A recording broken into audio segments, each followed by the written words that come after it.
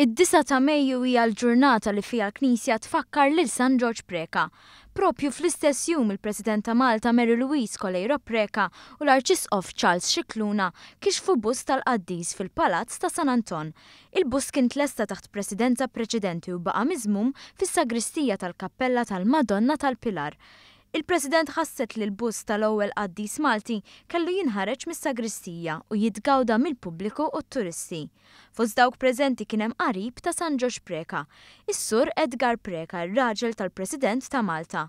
Għalkemm ma jiftakarx lil San George spjega kif il-memorja tiegħu jiftakara minn dak li rrakkuntawlu tal-familja. Sfortunatament meta tkun ta' niżgħar ħafna ma kellix l-opportunità bħal ħuti għax bejni bejn ħuti hemm 19 sena differenza tnejn ikbar minni.